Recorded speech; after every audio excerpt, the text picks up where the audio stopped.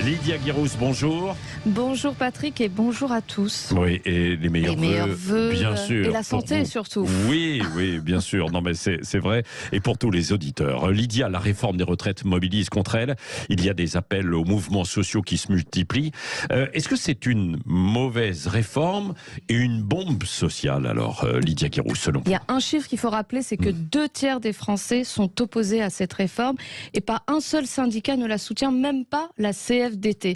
Les macronistes ont beau répéter sur les plateaux télé et radio que cette réforme doit passer parce que c'était dans le programme du président et que le président a été élu, mais en fait ils vont droit dans le mur s'ils s'obstinent, car rappelons-leur qu'ils n'ont quand même pas eu la majorité absolue, mais seulement une majorité relative, ce qui est loin d'être un blanc-seing pour la majorité. Oui, alors pourtant, Elisabeth Borne, entre les lignes, elle ne parle plus directement de 65 ans, mais plutôt de 64, me semble-t-il. Ah ben ça, c'est la fameuse nouvelle méthode, la concertation, l'écoute du macronisme version 2. Alors, étape numéro 1, le gouvernement lâche un chiffre très provocateur, 65 ans.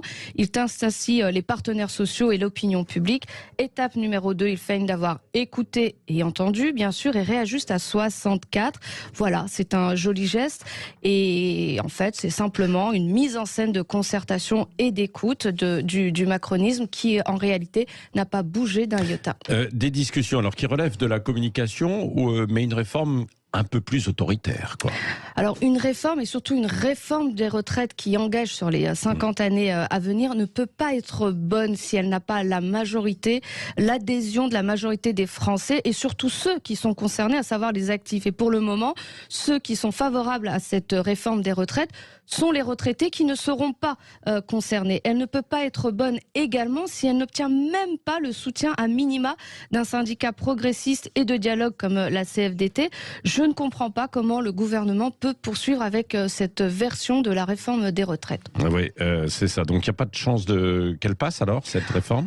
Alors moi je m'interroge parce qu'on aurait pu imaginer que le MEDEF, le syndicat du patronat, aurait réclamé cette réforme, mais quand on entend Dominique Carla, qui est vice-présidente du MEDEF et qui dit, je la cite, les employeurs n'étaient pas forcément demandeurs de cette réforme des retraites, on peut se poser quelques questions. Et si on ajoute à cela la fatigue psychologique des Français qui font face à des prix qui ne cessent de s'envoler, des caddies qui ne cessent de se vider, à l'effondrement du système de santé, à une réforme des indemnités chômage qui a été passée en catimini le soir du réveillon, on apprécie, des artisans qui sont presque en faillite et qui se mobilisent. En fait, les Français sont en train de bouillonner et il ne faudrait pas grand-chose pour les faire exploser en version gilet jaune XXL.